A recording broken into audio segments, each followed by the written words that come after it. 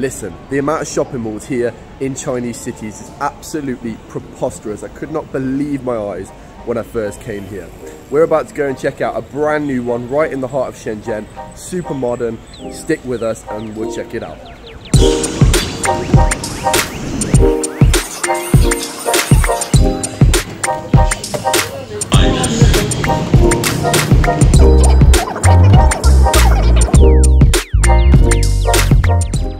And just like that, bosh, here we are. Look at the state of that architecture, man. Brand new, modern, blue skies in the background. What more could you ask for, really?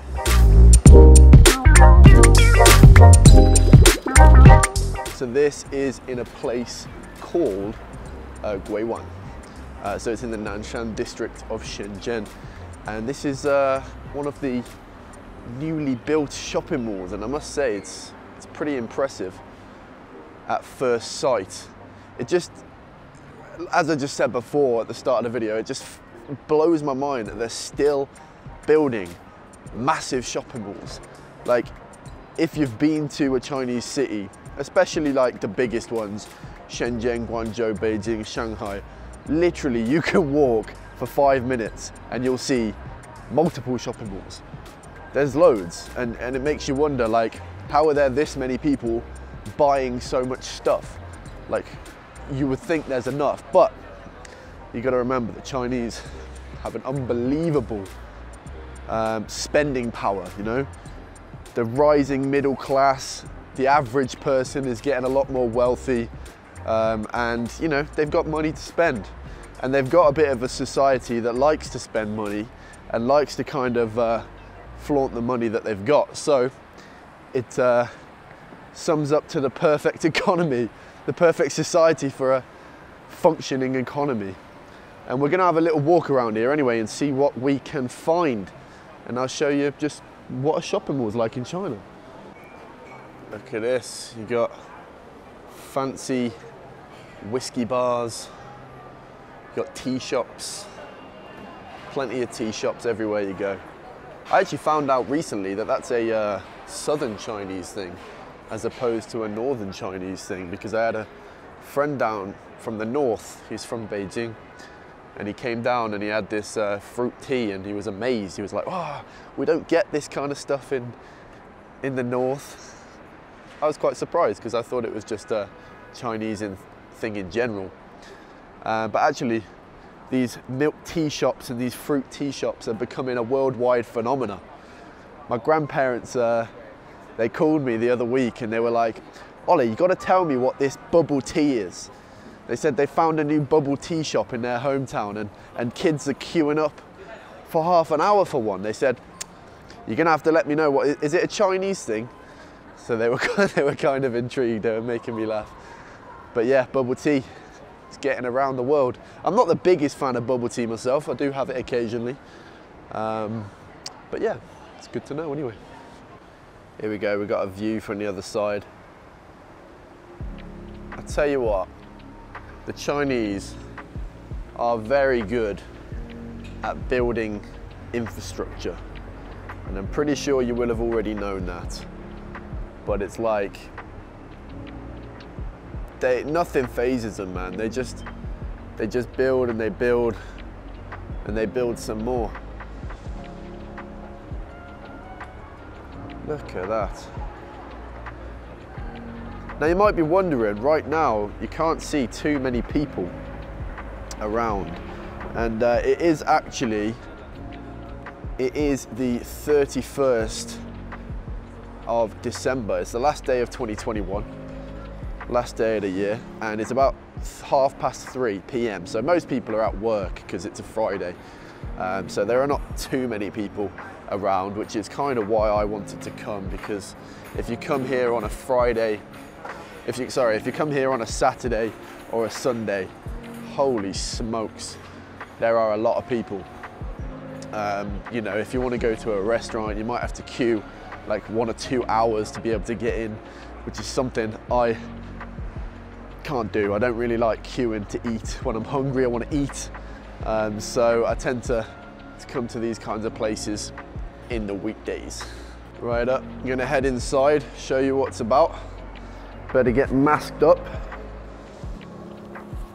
because that's kind of the only time you need to mask up nowadays when you're in China, is when you're inside shopping malls, on the metro, that kind of thing. Anyway, right here, we've got one of my favorite brands, one of my favorite Chinese brands, which is DJI. We've got plenty of their stuff. We've got one of these, we've got one of these. We have a bit of everything in here. We've definitely got one of these. Actually, Dad has crashed a few of these. He's had about 3 or 4. And we've had one of these as well, the FPV drone. You haven't seen too much footage on the channel of this one though, because it's kind of hard to fly, and you get better footage out of that one, I think, anyway. So, but yeah, this is one of our favorite Chinese brands. We've got one of these gimbals as well. We ought to be sponsored by DJI, all the stuff we use. If you're watching, if anyone's got a DJI contact, let us know, and yeah, sort us out. Look at this, brand spanking new. There's one thing that kind of shocked me when I first came here as well. I wouldn't say shocked, but I was surprised to see how many foreign brands there are, especially like the bottom floors. You got Dyson here, you got Calvin Klein over this side, Champion, North Face, Timberland. It's like you've got all of them you could ever want. And when I first came here, I didn't really expect there to be such a foreign brand influence, you know. Whoa, look at this. That is funky, man. Jeez. Just on that note about foreign brands, I was just having a conversation with a friend yesterday, and they were telling me how, you know, still a lot of people in China, if they've got the money and the means to do so, they prefer to buy foreign branded stuff. And we kind of had a bit of a in-depth conversation about why we thought that was, because there are a lot of Chinese brands which are making like world-class stuff nowadays, and you know, just as good as any other foreign brands around the world. And we came to the conclusion that partially the reason may be is because, you know, 10 or 15 years ago, China didn't have as much regulation with, let's say, beauty products, for example. So there were some scandals of where like people were getting, you know, affected by their products, and it kind of allowed a lot of Chinese people to lose trust in Chinese brands, and they've kind of carried that forward into today. But now the regulation is much better, and a lot of these companies don't have the same problem with unsafe products, but it seems like, you know, people haven't forgotten that yet. I just thought that was a very interesting insight, actually. I'd love to know, you know, Chinese people watching, do you buy international products still all the time, or do you prefer nowadays to buy more Chinese products? It'd be interesting to get some discussion about that down in the comments. You know, back in England, I used to live in a small village, you know, near a small town. The closest city was Birmingham, and it was only the closest city that had any kind of shopping mall of this size. So I would have to drive like, I don't know, almost an hour to be able to get anywhere that was on this kind of scale.